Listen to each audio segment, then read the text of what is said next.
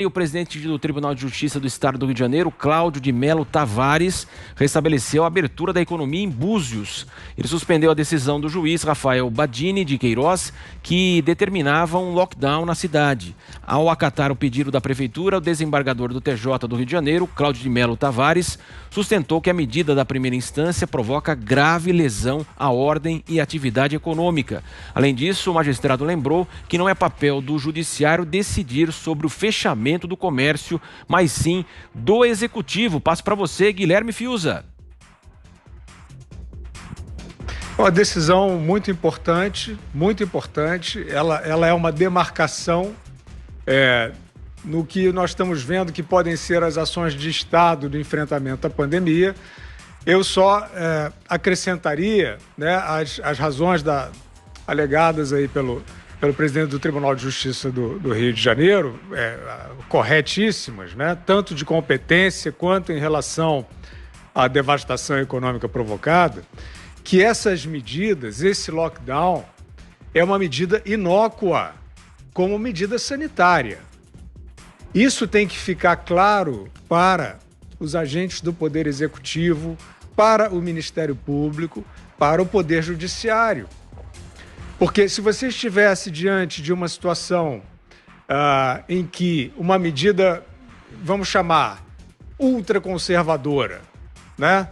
Olha, estamos aqui em dúvida sobre os riscos da aviação, né? Porque houve aí alguma questão de fábricas que falharam na produção de aviões. Então, vamos suspender todas as viagens aéreas, porque estamos diante de uma grande incerteza em relação aos riscos envolvidos, né? Dei um exemplo caricato para dizer que sempre você precisa, em medidas extremas, avaliar qual é o risco que você está correndo.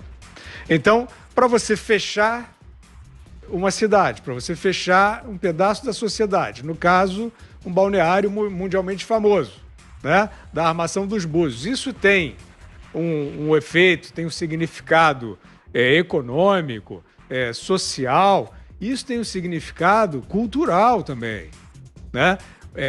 A armação dos Búzios, né? Búzios é o lugar da liberdade, festival de cinema, encontro de pessoas, né, grandes artistas, pessoas de espírito livre, né? Isso não esses grandes entroncamentos de artistas, de valores humanos, não são por acaso, eles são muito importantes como símbolo.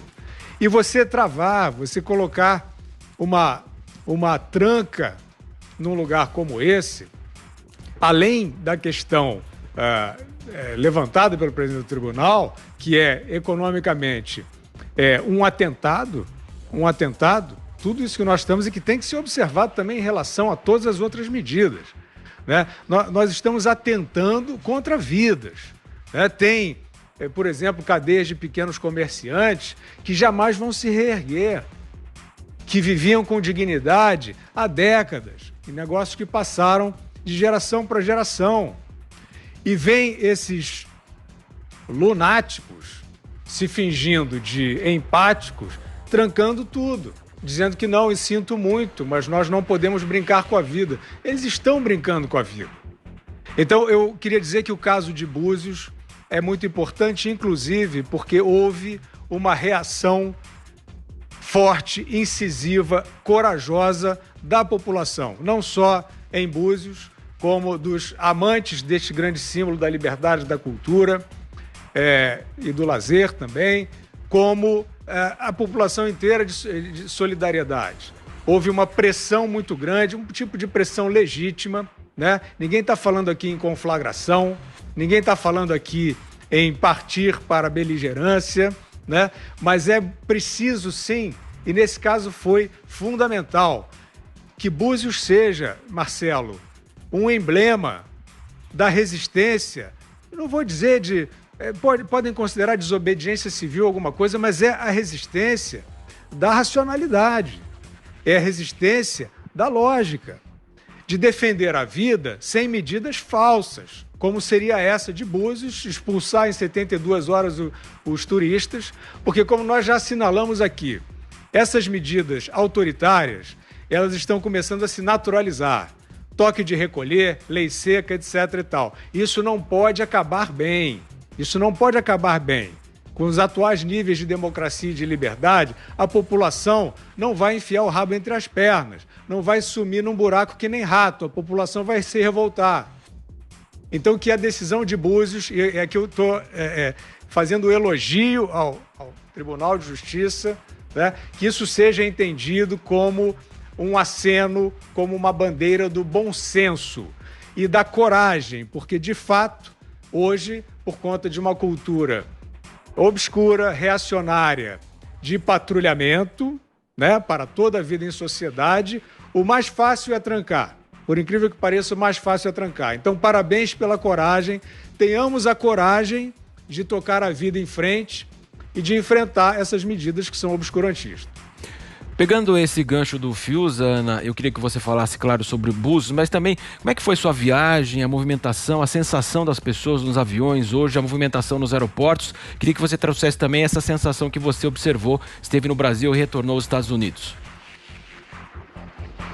Marcelo, movimentação normal, a vida seguindo normal nos aeroportos, nos aviões, nos lugares, nos restaurantes dos aeroportos. Obviamente que tudo dentro das novas medidas de precaução sanitária, distanciamento, todos de máscaras, todos os atendentes de todos os lugares de luvas, a própria tripulação do avião, de 2 voos que eu peguei de luvas e máscaras, enfim. Ninguém está descuidando da vida de uma maneira irresponsável, achando que esse vírus é um vírus qualquer e que não tem perigo nenhum. A gente sabe e entende da letalidade, do perigo do vírus, principalmente nos grupos de risco. Então, a vida nos aeroportos, Marcelo, está seguindo normal, mas tudo dentro de muito cuidado, as pessoas se cuidando muito, até para entrar no banheiro, você vê que há um distanciamento para entrar no banheiro, a fila é um pouco mais longa para o restaurante, mas é porque as pessoas estão aí observando as medidas de distanciamento ali de 2, 3 metros, e eu acho que é isso que a gente tem que fazer agora, parar a vida, fechar o comércio, fechar a economia.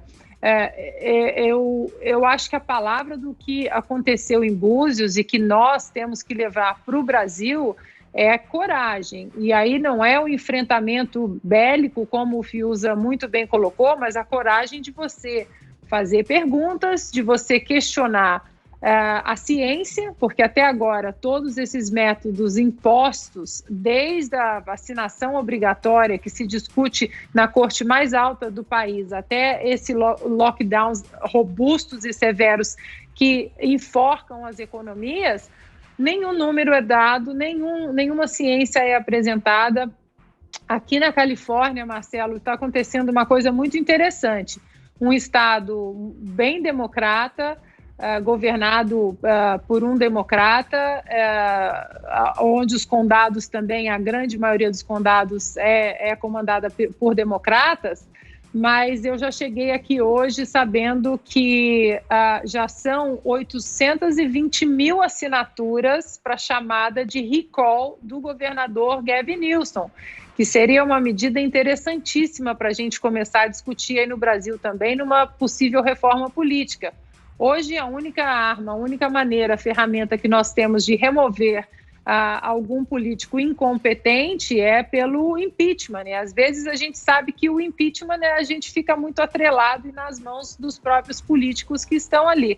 O recall não, a própria sociedade se junta e até março do ano que vem, se os californianos aí conseguirem 1.500.000 assinaturas, já estão em 820 mil assinaturas, isso em pouco mais de 3 meses, exatamente pelas medidas draconianas que esse tiranete Gavin Newsom vem instaurando aqui na 5ª maior economia do mundo, né, Marcelo? A gente tem que lembrar isso. Ele está conseguindo sufocar a 5ª maior economia do mundo. Já são 820 mil assinaturas para remover o presidente democrata da Califórnia, e até março precisa de atingir 1.500.000 assinaturas para dar sequência aí à remoção do governador democrata. Então, eu acho que é isso que o mundo e o Brasil, os americanos, estão precisando.